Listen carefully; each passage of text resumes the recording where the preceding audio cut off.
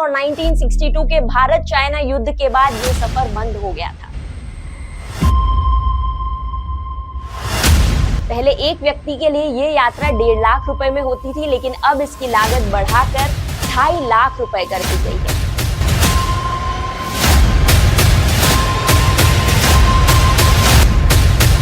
China government के पास $60,000 यानी करीब 50 लाख रुपए एडवांस में जमा करने पड़ते हैं। यहाँ एक आवाज लगातार सुनाई देती है।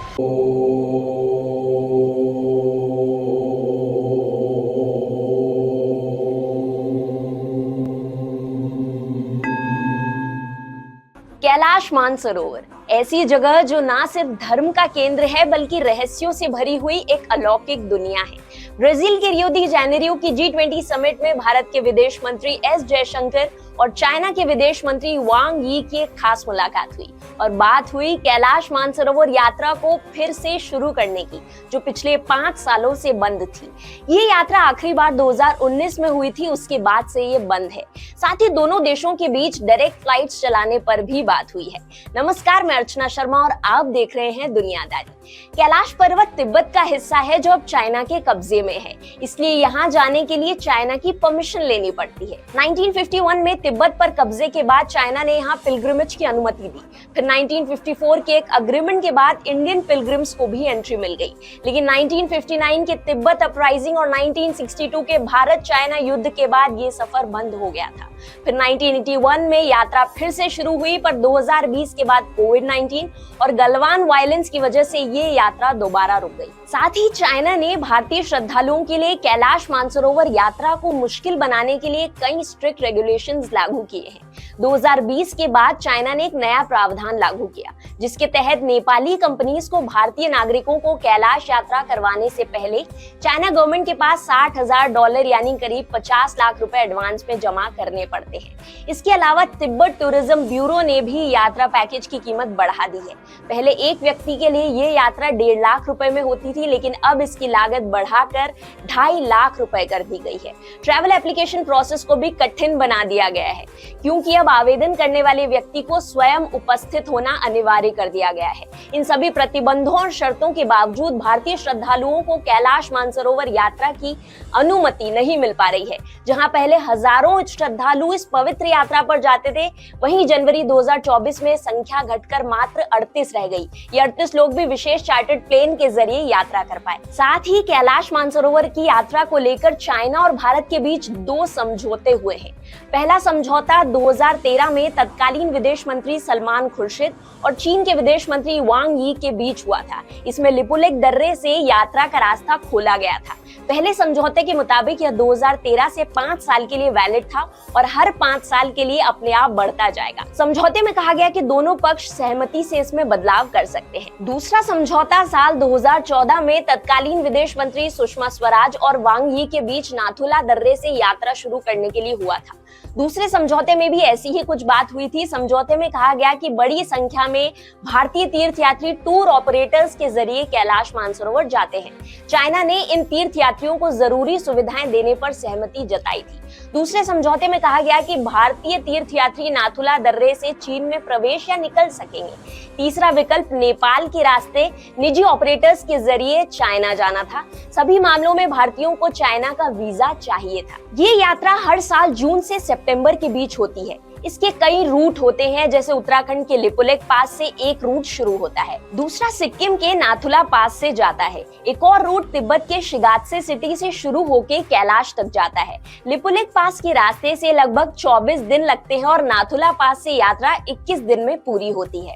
लाहौल स्पीति से या काठमांडू तक फ्लाइट लेकर भी यात्रा की जा सकती है, जहां से रोड और लैंड क्रूजर के थ्रू पिलग्रिम्स कैलाश और मानसरोवर तक पहुंचते हैं। तीर्थ यात्रियों को लगभग 53 किलोमीटर की ट्रैकिंग करनी होती है, जो कहीं 19,500 फीट तक की ऊंचाई तक जाती है। रास्ते में मौसम बदल जाता है, ऑक्सीजन लेवल लो हो जाता है, काफी टफ चैलेंजेस फेस करने पड़ते हैं। मेडिकल फिटनेस तो जरूरी है, लेकिन हाई बीपी, डायबिटीज, अस्थमा और हार्ट पेशेंट्स के लिए यात्रा रिस्की होती है। देखिए, कैलाश मानसरोवर भगवान शंकर का निवास स्थल है। कैलाश पर्वत हिंदू, जैन, बौद्ध और सिख धर्मों का पवित्र केंद्र है। हिंदू धर्म के अनुयायी मानते हैं कि कैलाश पर्वत पर भगवान शिव स्वयं विराजमान है। इसी के पास है कुबेर की नगरी और यही है महाविष्णु के हाथों से निकलकर मां गंगा कैलाश के शिखर पर गिरती है। भगवान शिव उन्हें अपनी जटाओं में समेटकर पृथ्वी पर एक पवित्र धारा के रूप में प्रवाहित करते हैं। कैलाश को 4 दिशाओं में अलग अलग रूप में देखा गया है। साउथ में नीलम के रूप में, ईस्ट में क्रिस्टल, वेस्ट में रूबी और नॉर्थ में सोने के रूप में देखा गया है। मानसरोवर पहाड़ों से घिरी झील है जो पुराणों में क्षीर सागर के नाम से वर्णित है और इसी में भगवान विष्णु और माता लक्ष्मी शेष शैया पर यही विराजित हैं और संसार को संचालित करते हैं। मानसरोवर लेक है दुनिया की सबसे ऊंची फ्रेश वाटर लेक। यहाँ की हाइट 14,950 फीट है और ये लेक पूरी तरह से बर्फ से जम जाती है सर्दी के मौसम में। बस बसंत के टाइम ये मेल्ट करती है। कैलाश और मानसरोवर के बीच 30 किलोमीटर का फासला है और जैन धर्म के अनुयायी मानते हैं कि यही अष्टपद है जहाँ आदिनाथ ऋषभ देव को मोक्ष प्राप्त हुआ था। बौद्ध धर्म के अनुसार कैलाश के बीच एक वृक्ष है जिसके फलों में ऐसे गुणों की भरमार है जो हर रोगी को स्वस्थ कर देते हैं। सिख धर्म के लिए भी ये जगह पवित्र है क्योंकि यहाँ गुरु नानक देव जी ने ध्यान लगाया था। साइंटिस्ट के हिसाब से कैलाश पर्वत धरती की एक्सिस मुंडी है, यानी दुनिया का केंद्र। ये आकाश और पृथ्वी के बीच संबंध का एक बिंदु है जहाँ 10 दिशाएं मिल जाती है। रशिया के साइंटिस्ट का मानना है कि यहाँ एक अलौकिक शक्ति का बहाव है जिसका संपर्क आप ध्यान और तप के माध्यम से कर सकते हैं। एक अजीब बात यह है कि यहाँ एक आवाज लगातार सुनाई देती है जो पहले एयरप्लेन की आवाज लगती थी, लेकिन ध्यान से सुनने पर वो डमरू या ओम की आवाज की ध्वनि सी लगती है। कुछ लोग मानते हैं कि ये बर्फ की आवाज है तो कुछ मानते हैं कि ये प्रकाश और ध्वनि का संगम है। कैलाश पर्वत के ऊपर कभी कभी 7 रंग की रोशनियां दिखाई देती है। नासा के वैज्ञानिक इसे यहाँ के मैग्नेटिक फील्ड का असर मानते हैं। तो क्या ये एक साइंटिफिक फिनोमिनन है या एक रूहानी चमत्कार? ये एक अनसुलझा राज है।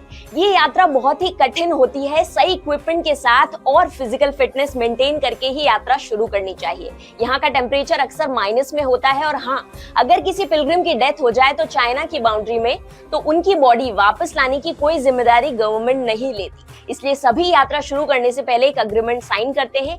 इस यात्रा से लोगों का जीवन भी जुड़ा हुआ है। कैलाश मानसरोवर यात्रा सिर्फ धार्मिक अहमियत तक सीमित नहीं है, ये बॉर्डर एरियाज में रहने वाले लोगों की रोजी रोटी का एक बड़ा जरिया भी है। दारचूला और व्यास घाटी के आसपास के लोग जो यात्रा के रूट में आते हैं, यात्रा के दौरान अपनी साल भर की कमाई कर लेते थे। जब से यात्रा बंद हुई, इन लोगों का फाइनेंशियल प्रॉब्लम और ज्यादा बढ़ गई। अब ये लोग उम्मीद कर रहे हैं कि यात्रा के साथ उनका गुजारा भी वापस ट्रैक पर आ जाएगा। यात्रा के साथ कॉमर्स भी जुड़ा था। जून से अक्टूबर के बीच जब यात्रा होती थी, तभी भारत और चाइना के बीच बॉर्डर ट्रेड भी होता था। तिब्बत की तकलाकोट मंडी में भारत के व्यापारी अपना सामान बेचने जाते थे। लोकल एडमिन उन्हें एक पास इशू करता था और ये ट्रेड इन गाँव के लिए एक लाइफलाइन की तरह था। दारमा घाटी के 14 गाँव, व्यास घाटी के 7 गाँव, चौदास के 14 गाँव और जौहार घाटी के 12 गांव के लोग इसी कॉमर्स पर निर्भर थे। भारत के व्यापारी यहाँ ब्यूटी प्रोडक्ट्स, मिश्री, तंबाकू जैसे आइटम्स ले जाते थे और बदले में वूल, याक के कंबल, जैकेट्स और शूज लेकर आते थे जो भारत के मार्केट्स में अच्छे प्राइस पर बिकते थे। एक अंदाज के मुताबिक इस ट्रेड से हर साल लगभग 20 करोड़ रुपए का कारोबार होता था। लेकिन 2019 में जब ये बंद हुआ तो इंडिया के व्यापारियों के लिए लगभग 5 करोड़ रुपए का नुकसान हुआ। व्यापारी लगातार इस इश्यू को उठाने की कोशिश कर रहे हैं और सभी को उम्मीद है कि अगर यात्रा शुरू होती है तो ट्रेड भी फिर से रिवाइव होगा। कैलाश मानसरोवर यात्रा के शुरू होने से लोगों के लिए सिर्फ भगवान के दर्शन का रास्ता नहीं खुलेगा, बल्कि बॉर्डर एरियाज के रहने वाले लोगों की जिंदगी में भी एक नई रोशनी आएगी। कैलाश मानसरोवर यात्रा की बात फिर से शुरू होने से अब क्या बदलेगा? ये बात ये दिखाती है कि दोनों देश अपने रिलेशन को बेटर करने की कोशिश कर रहे हैं और सबसे बड़ा बेनिफिट उन तीर्थ यात्रियों को होगा जो भगवान शिव के पवित्र दर्शन के लिए इस अनोखी यात्रा का इंतजार कर रहे हैं। देखिए, एक बार यहाँ जाना जीवन में एक अद्भुत अनुभव ला सकता है जो आपको आध्यात्मिक और रूहानी तौर पर समृद्ध कर देगा। क्या आप यहाँ जाने का सपना देखते हैं? बताइएगा जरूर।